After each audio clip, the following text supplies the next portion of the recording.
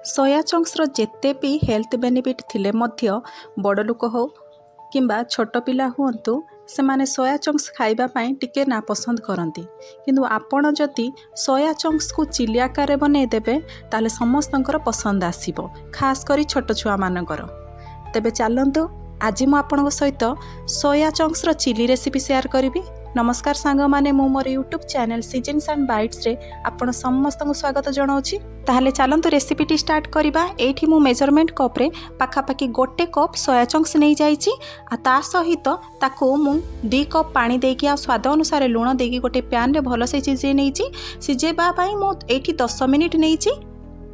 Soya chunks गुड़ाक जमीती भल से फुलीजे से टाइम पर्यंत आपण ताकू सिझेबे। तेबे लूण आमे स्वाद अनुसार नबा। भल से सिझी गले सोया चंक्स को आमे भल से ताकू पुणी थरे ठंडा पानी रे भल से धोई दबा 4-5 थर आ ताकू भल से चिपुड़ी आ गोटे पात्र को बाहर करि नबा। चिपुड़ीबा समय ध्यान देबे जेमिति कि पानी रहिबो नाही हमर सोया चंक्स रे। एबे देखंतु सेइथिरे मु कॉर्नफ्लोर पकाउची। तेबे कॉर्नफ्लोर एठी आमे 3/4 कप नबा। बड़ मेजरमेंट कप रे कॉर्नफ्लोर आमे सेतिकी नबा जेतिकी रे हमर सोया चंक्स गुड़ाक फुल कोटिंग हेइ जिवो। कॉर्नफ्लोर पकई सारला परे एबे मु ताकू भल से हाथ रे सब आड़ को गळे नउजी जेमिति कि पूरा हमर गोटे गोटे सोया चंक्स रे हमर कॉर्नफ्लोर भल से कोटिंग हेइ जिवो। कोटिंग परे एठी मु तेल कड़ाई बसई नैछि आ ताकू हाई हीट रे प्रथमे गरम करि नउजी। आउ भल से गरम हो सारा पर से कोटिंग होता आमर सोया चंक्स गुड़ा को पकाउची। ट्राए करेंगे जितेबाला आपड़ तेल रे सोया चंक्स पकाउचंती टिके टिके छाड़ी छाड़ी की गोटे गोटे पकाइबा जद्वारा कि सोया चंक्स गुड़ाक लागिबो नाही। एबे आमर गैस फ्लेम को आमे मीडियम फ्लेम को आनी पकेबा आ ताकू सोया चंक्स को हार्ड हेबा पर्यंत बा क्रिस्पी हेबा पर्यंत आमे ताकू भल से छाणी नबा। तेबे आउ गोटे उपाय रे मध्य आपण क्रिस्पी सोया चंक्स हैला कि नाही आपण जानि पारिबे।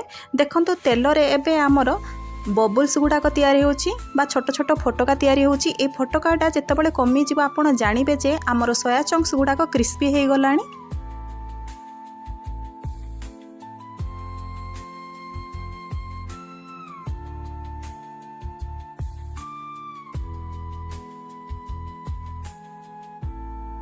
एठी आपण देखुथिबे आमर जो बबल्स गुड़ाक तेल रे हेइथिला ता भी कमी जाइछि। एबे ताकू भारके नबा। एबे आपण स्पाचुला सहायता रे मध्ये चेक करि पारिबे सब सोया चंक्स गुड़ाक क्रिस्पी हे जाइछि। ताहले मु एबे छाणी द्वारा ताकू धीरे धीरे भल से तेल रु निगाड़ी की छाणी नैछि। एई उपाय रे आमे सब सोया चंक्स गुड़ाक छाणी नबा आ ताकू भल से तेल रु निगाड़ी मध्ये नबा।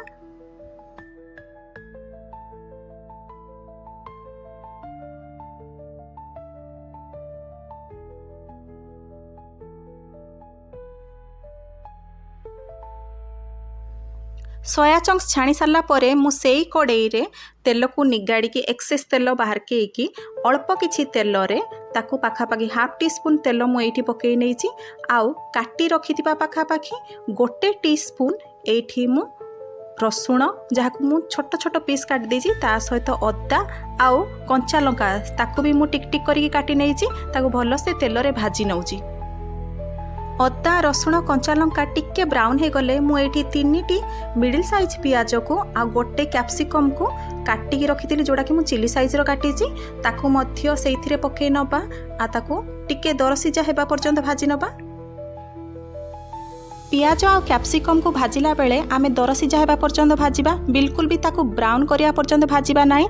जेमिति आमर चिली आइटम रे आमे खाइला बेले पियाज आ कैप्सिकम क्रंची लागे सेही परी दरसिजा हला पर्यंत भाजी नबा।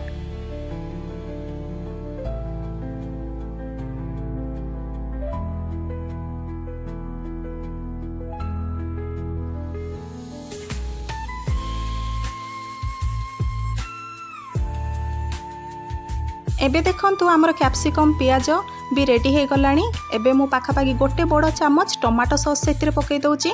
हाफ बड़ चामच एठी मु चिली सॉस व्यवहार करिछि। हाफ बड़ चामच सोया सॉस मध्य व्यवहार करिछि। तबे आपण बेसी राग थिबा जदि चिली सॉस पकाउचंती तेबे तार मात्रा को कमेई पारिबे। जदि आपण राग खाइबा भल पाती तेबे चिली सॉसर मात्रा मध्य बढ़ाई पारिबे। तेबे एई सबू को मिसई मु 1 मिनिट भल से भाजी नेइची। 1 मिनिट भाजी सारला परे मु एठी हाफ टी स्पून कलर लंका गुंडर व्यवहार करिछि, हाफ टी स्पून गरम मसला ता सहित 1 टी स्पून चिकन मसला पाउडर व्यवहार करिछि, जा द्वारा फ्लेवर बहुत भल आसीबो। एई सबू को फुणी मिसई मु 2 रु 3 मिनिट भल से ताकू फुणी भाजी नेइची।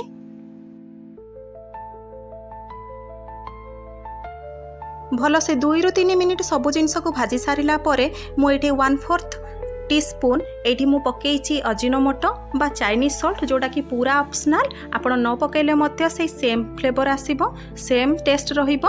ता सहित मु एठी रखिथिबा छाणी रखिथिबा आमर सोया चंक्स भी पके देइछि आ ताकू भल से मसला रे भल से गोळे नेइछि।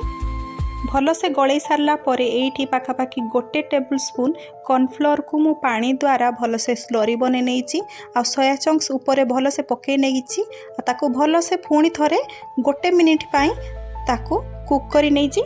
स्लरी पके कि आमे भल से आमर सोया चंक्स रे मिसई नबा, जेमिति कि सोया चंक्स रे भल से कोटिंग हे जिवो। ता सहित स्लरी जेमिति कि आमर सॉस मानक सहित मिसी कि गोटे बढ़िया फ्लेवर दबो।